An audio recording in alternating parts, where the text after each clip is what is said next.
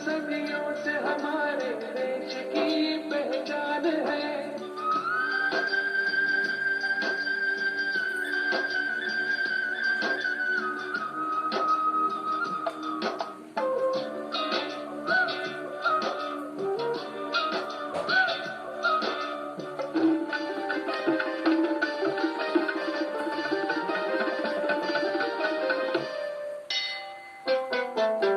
देश के दुख सुख से इसका आज का रिश्ता नहीं,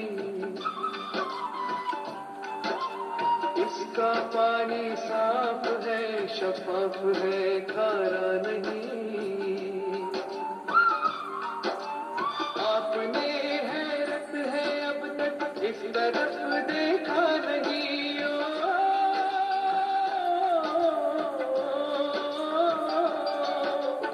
आपने हैरत है अब तक इस तरफ देखा नहीं। जो सियासत ने बनाया है ये वो नक्शा नहीं,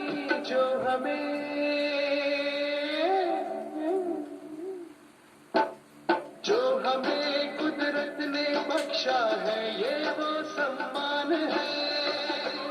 हिंदुस्तान है, हिंदुस्तान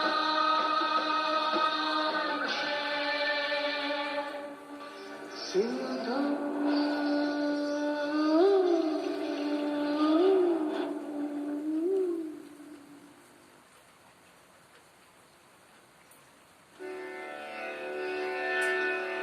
त्वं सिन्धो कुभया गोमती कृमु मे हल्वा सरथं याभिरीयसे।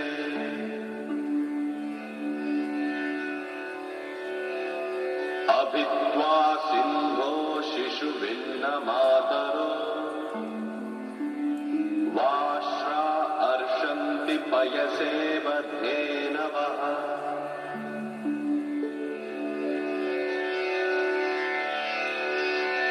सिंधु में अन्य नदियां इस प्रकार मिलती हैं जैसे गायें अपने बछड़ों से मिलने को आतुर हो दौड़ती हैं। इसमें सिंधु की सहायक नदियों कुभा, सुवास्तु, कृमु और गोमती का भी उल्लेख है। महान सिंधु, अपने सिंधु सूक्त में वीर सावरकर ने कहा था, ऐ सिंधु, यदि सारा संसार तुझे भुला दे तो भी हम तुझे नहीं भूलेंगे। आपकी महानता, विशालता, भव्यता एवं सौम्यता अद्भुत है। मैं विश्वास के साथ कह सकता हूं कि आर्य मेरे मूल निवासी थे, वो बाहर से नहीं आए थे।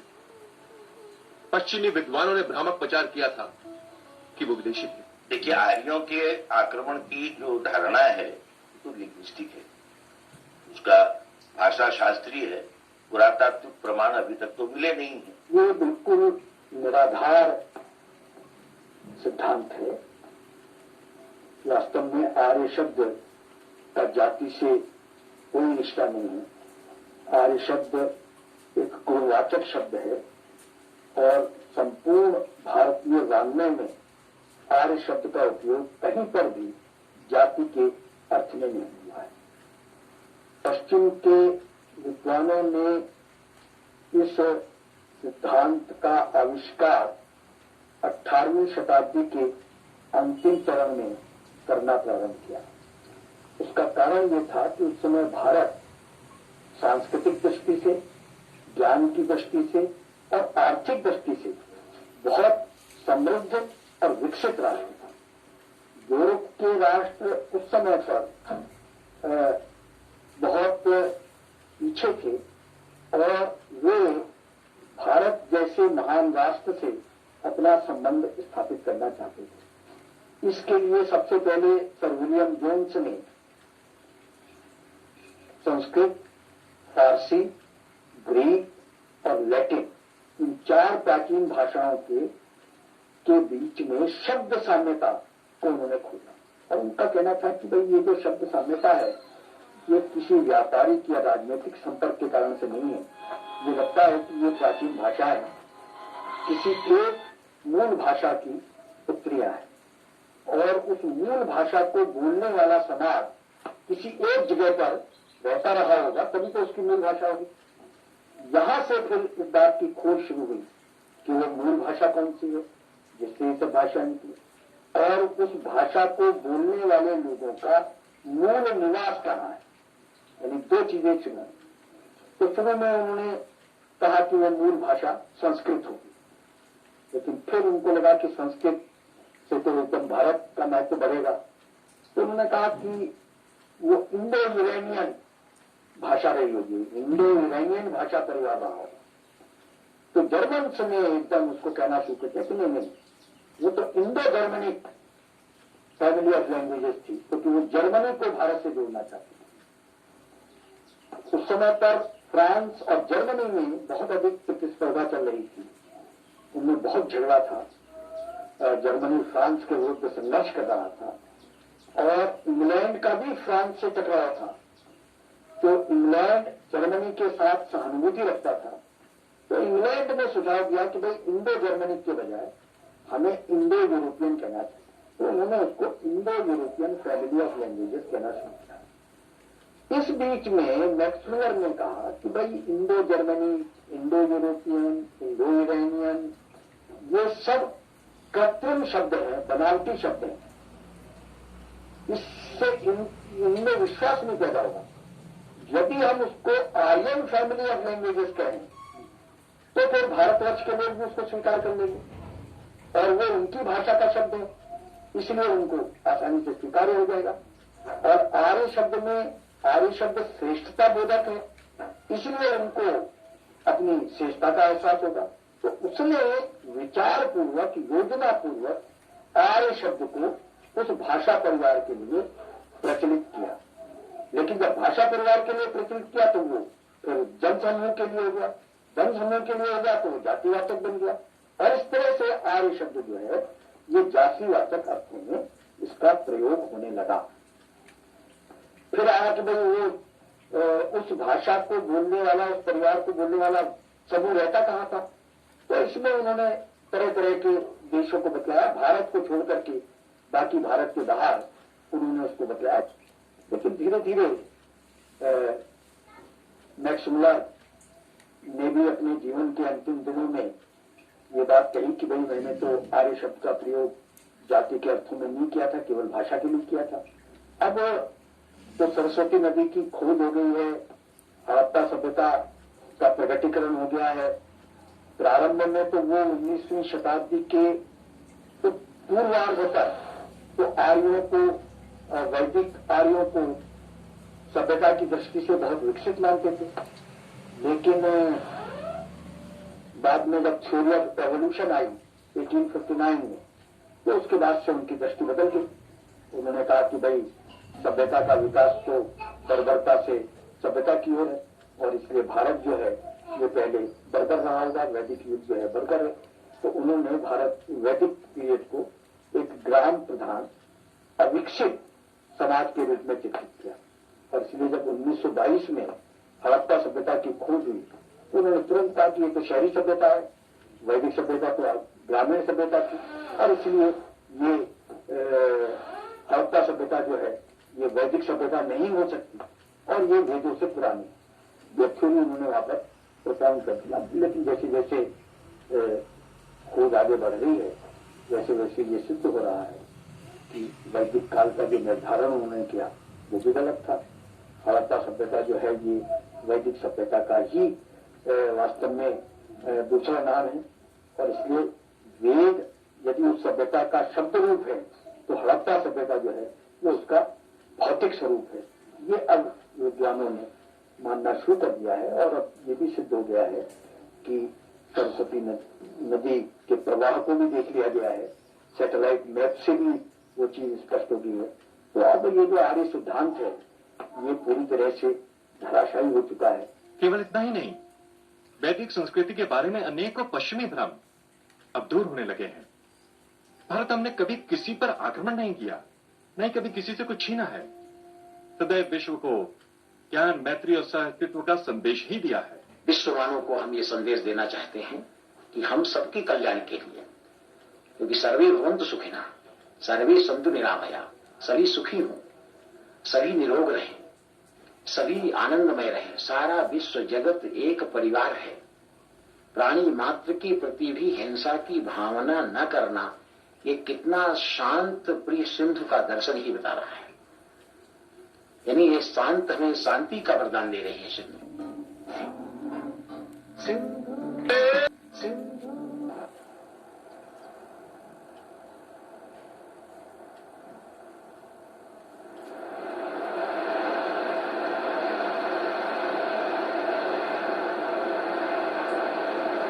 प्रणाम स्वामी जी।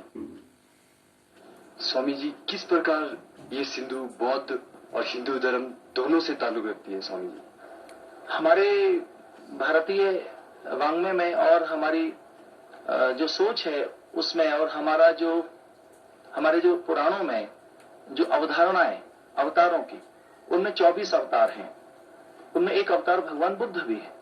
तो भगवान बुद्ध हमारे 24 अवतारों में से एक अवतार है। तो जिसने करुणा का संदेश दिया, जिसने कहा जीवन दुख है, जिसने कहा कि जीवन दुखों से घिरा न हो, शाश्वत शांति को प्राप्त हो, तो भगवान बुद्ध की करुणा का संदेश उसमें मिलता है और ऋषियों के चिंतन की ये साक्षी है। तो मैं ऐसा कह सकता हूं कि हिंदू और बौद्ध मैत्री में अगर कोई सहायक बन सकती है तो ये नदी बन सकती है।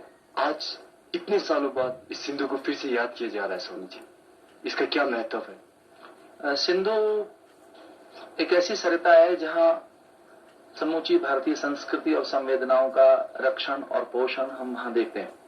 सिंधु अपने में महानद है और इसका जल आरोग्य कारक है, पुण्य कारक है, सुचिता, पवित्रता, स्फूर्ति और तेजस्विता, बलवर्धन में सहायक जो जल है वह सिंधु का जल है। मैं ऐसा कह सकता हूं कि यह प्रवाह अमीय प्रवाह है, अमृत प्रवाह है। इस प्रवाह के साक्षी रहे हैं हमारे ऋषि, मुनि, ज्ञानी, गुणी, तपस्वी, ब्रह्मचारी, योगी, ब्रह्मवेत्ता और तत्ववेत्ता। इसी प्रवाह को साक्षी मानकर वैदिक वाङ्मय की रचना हुई है। इसी प्रवाह को साक्षी मानकर समुची संस्कृति का रक्षण करने वाले महामुनियों ने, योगियों ने यहाँ वैदिक साहित्य की रचना की। तो मैं ऐसा कह सकता हूं कि ये जल आरोग्य कारक है और इस जल में जड़ी बूटियों का समावेश है, उन वन्य औषधियों का जो एक प्रकार से जीवन का रक्षण करने वाली हैं, जो मन में सुचिता, पवित्रता, बल, स्फूर्ति और शक्ति देने वाली हैं। प्रेम हमारा सिद्धांत, विश्वास हमारा दर्शन, करुणा हमारी मान्यता और सहयोग ही हमारा मूल मंत्र है। मानसरोवर से लेकर कराची तक और तिब्बत से लेकर लद्दाख तक कभी मैं हिम नदों को गले लगाता हूं तो कभी बादल फटने की आवाज से रौद्र रूप में बहता हूं और अंततः मीलों चौड़े पाट में शांत रूप से सागर से जा मिलता हूं। पाकिस्तान के पश्चिमी पंजाब के मैदानों में 5 नदियां रावी, झेलम, सतलज, चिनाब और व्यास आकर मुझसे मिलती हैं। उद्गम से लेकर सागर मिलन तक 1700 मील की मेरी लंबी यात्रा है। ये यात्रा है 3 देशों की मैत्री की। यात्रा है चीन की महान सभ्यता और हमारी महान वैदिक सभ्यता के अनोखे सामंजस्य की। जो भी लोग, जिनकी भी पूरी सिविलाइजेशन वहां से शुरू हुई है, उनसे सबके लिए सिंधु का महत्वपूर्ण जगह है दिल में।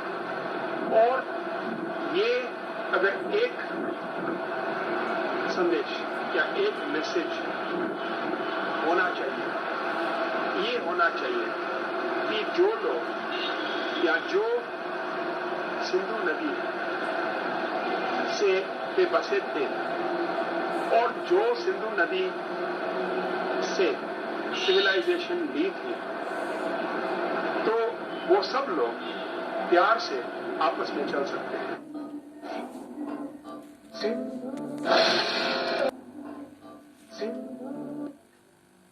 इसी मैत्री और एकता का तीर्थ लद्दाख में आपके तट पर बना हुआ है, जहां पर हर वर्ष सिंधु उत्सव के समय सिंधु पुत्र आपको प्रणाम करने आते हैं।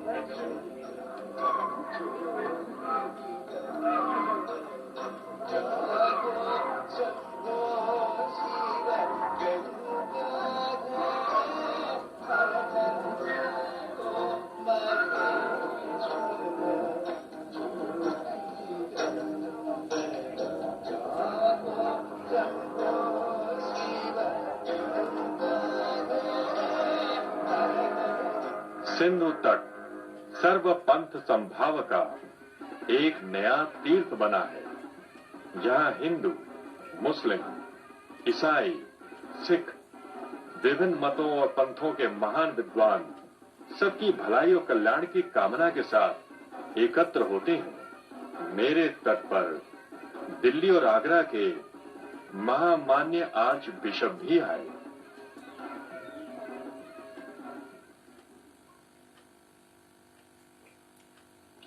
तो फादर, ईसाई धर्म और सिंध का एक दूसरे के साथ क्या ताल्लुक है? वो सिंध दरिया तो भारतीयों के लिए ही नहीं, हम सब यहाँ के देशों के लिए बहुत महत्वपूर्ण है। जैसे बताते हैं कि सिंध दरिया चीन में शुरू होती है, तिब्बत से आती है, भारत में आती है, फिर पाकिस्तान में। मैं सोचता हूँ इस दरिया से हम जीवन लेते हैं। दरिया हम सबों को जीवन देती है, तो हम सब एक हो सकते हैं। It could be a real nice motive and significance that all one इस सब कॉन्टिनेंट के लिए। That's I think important. 200 साल पहले इसी एरिया में पास से फादर आए थे, मिशनरी आए थे, लोगों को सिखाया था, स्कूल शुरू किए थे। So I think it is also this respect, इस मान देने के लिए हम people have work to be up. Sindhu तट पर अब हर साल देश भर से हजारों लोग पहुंचने लगे हैं और सिंधु देशवासियों को एक बार फिर से भारत की सांस्कृतिक यात्रा से जोड़ रही है। सिंधु के साथ हम लोगों की भावनाएं इतनी ज्यादा जुड़ चुकी हैं, उसे हम पूरे अपने इतिहास के प्रवाह से जोड़ करके देखते हैं। इसलिए जब भारत का विभाजन हुआ और सिंधु नदी के प्रवाह का बड़ा हिस्सा पाकिस्तान में चला गया, तो हम सबकी भावनाओं को उससे बहुत गहरा आघात लगा और हमें लगा कि शायद हमारी पहचान ही छिन गई है। इस मनस्थिति में, इस पृष्ठभूमि में जब लेह के पास सिंधु के उस प्रवाह के दर्शन हुए, तो अंदर से एक ऐसा रोमांच पैदा हुआ, एक इस प्रकार का जिसको कहते हैं गर्व का और संतोष का भाव पैदा हुआ कि नहीं, सिंधु नदी अभी उसने हमें छोड़ा नहीं है, वो हमारे पास है। और अब तो लद्दाख में सिंधु तट पर अन्य आयोजन भी होने लगे हैं। देश भर से सैकड़ों भक्त स्वामी अवधेशानंद की भागवत कथा सुनने के लिए पहुंचे थे।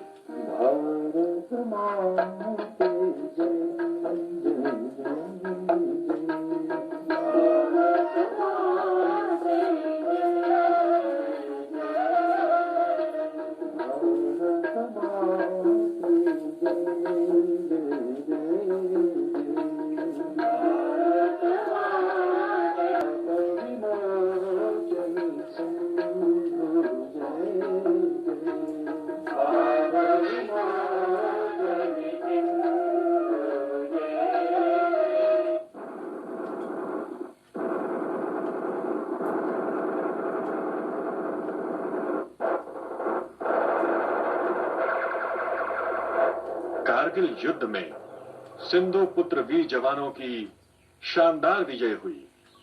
इस युद्ध में वीर गति प्राप्त जवानों के परिवारों को सिंधु तट पर श्रद्धा पूर्वक सम्मानित किया गया।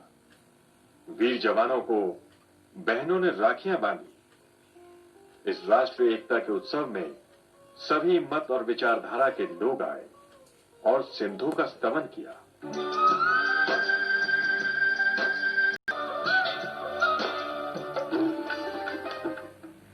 गर्व के साथ कह सकता हूं कि मैं हमेशा तुम्हारे हृदय में रहा हूं और रहूंगा। महान सिंधु, आपने भारत को भारत का स्मरण करा दिया। भारत, तुमने यहां आकर मेरी सुध ली। तुम्हें अनेकों आशीर्वाद, साधुवाद। ये सिंधु उत्सव अब थमे नहीं। लद्दाख में हो, कराची में हो और मानसरोवर के तट पर भी, यही मेरी कामना है। तुम सदैव अपना गौरवशाली अतीत स्मरण करें, स्वयं प्रगति करें और विश्व को भी प्रगति और प्रेम के मार्ग पर ले चलें। हे महान सिंधु, हम आपके प्रति चिर कृतज्ञ रहेंगे। आपने मेरे समक्ष मेरे 5,500 वर्ष पुराने इतिहास को दोहरा दिया, मेरी अच्छाइयां बता दी, मेरी कमजोरियां दिखा दी। हम प्रतिवर्ष आपका उत्सव मनाते रहेंगे, आपके दर्शन करते रहेंगे और वसुधैव कुटुंबकम का संदेश फैलाते रहेंगे।